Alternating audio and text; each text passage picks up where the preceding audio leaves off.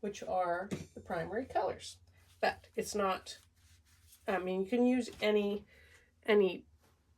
one of the blues, any one of the reds, and any one of the yellows. That's how I work. But just kind of just turns out that that is happening. Each one of these colors is transparent. So when we move the color, see, this looks black, but when if you put it on in a thin, apply it thinly, you'll get blue. So that's kind of cool. This is, I think it's, you know, I don't have any of my paints labeled. This is not, I think it is magenta. It's quinacridone magenta, possibly. So same thing, when it's thin, it you can see through it. It's transparent. So now I can mix some of these, or a couple of these. I don't have to use them right out of the tube. In fact, I usually do like to mix them. But when you mix paint, of course, as you all know, depends on what you mix together. You're going to get mud, or you're going to get something more vivid. I'm not really into mud today, although sometimes mud is good. That's just not how I want to do it today. So I'm going, in the first one here, I hope you can see, yeah, this one here where my hand is, it's got reds in it, but it also has some yellows. And so I just want to build on the yellows, and I'm interested to see what's going to happen when I cover this whole thing with transparent yellow. So part of this yellow, I'm thinking, might disappear, the yellow that's on here already. So I'm going to take the palette. Now, what I was telling you earlier about adding gloss medium to your paints to give it, you can add up to 70% of gloss medium, and it will not disrupt the intensity of your paint when it goes on. It looks like it is here because this comes out white, but when this gloss medium dries, it's clear. So just to know that. Now, I don't really want just this is Indian yellow. I don't want just Indian yellow out of the bottle. I'm gonna try mixing it with a little bit of this quinacridone magenta, and both these colors together give a really nice warm yellow. So I think that's the direction I want to go. Now I want to mix up enough so that I'm not having to come back and mix it again. So just bear with me while I sort of add a bit more.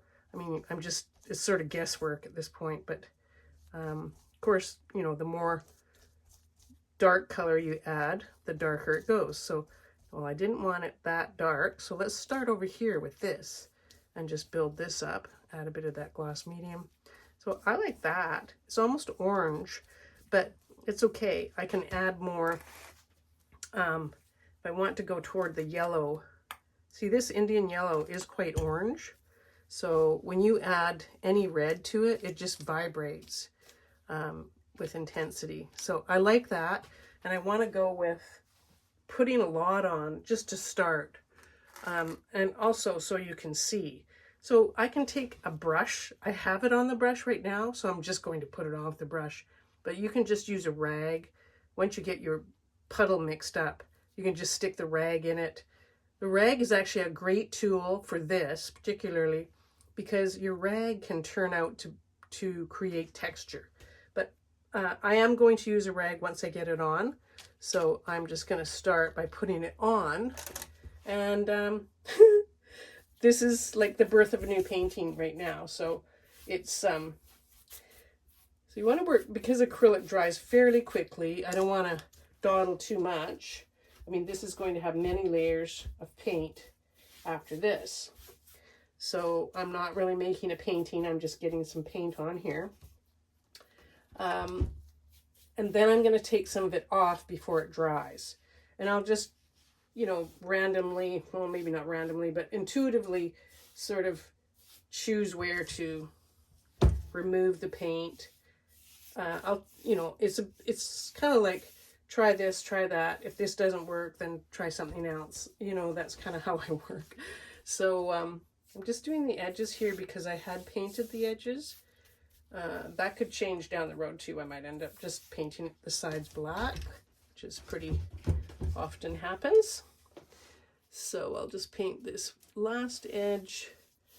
And so now we have a very warm looking background, if you want to call it a background. So it's quite different, but watch what happens when we, I want to get a dry rag. So I'm going to take a rag because I want it to absorb some of the paint. And this can get messy, and I probably should have put 2 gloves on, but that's okay. So I can lift it just by pressing the rag down. That's if you want to sort of sneak up on it, which I kind of do because I'm not really sure how this is going to turn out. So I'm just kind of going around and taking some of the excess off. And as you go, you know, you want to keep turning the rag because otherwise you're going to just be putting the paint back on if it's still wet. So yeah, I really like this rag because it just gives it this sort of random texture that, you know, you couldn't really get otherwise. So it's looking pretty lively, that's for sure. I am going to add some water to this in a minute, and you'll see how the water really lifts the paint quite well.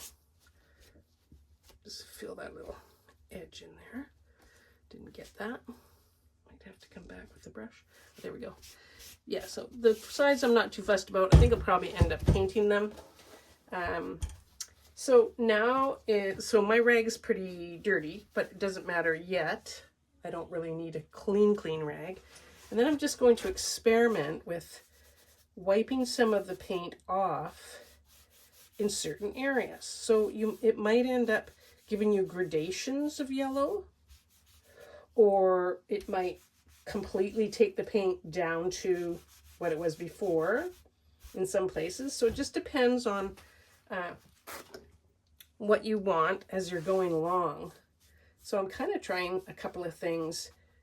See, now I'm turning the rag and see how now that really pops out now that I'm taking the yellow up and wiping it right off and getting this quite,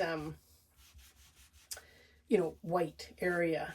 And so that's creating contrast. But I like to sort of feather it, like make it a bit softer at the edge. But see, now here, I really like that area because this red came up, and I like that. So all this is about is just looking at what you have there and going with what you like, because if you just continually do that, eventually it'll work out, hopefully. So I'm just, now that I did that there, I'm sort of carrying on the same idea here. I'm just kind of patting it, sorry for the thumping, and I'm getting that really cool pattern, random pattern of the paint that got lifted when I sanded down. So I'm liking that. So there's a couple of areas there.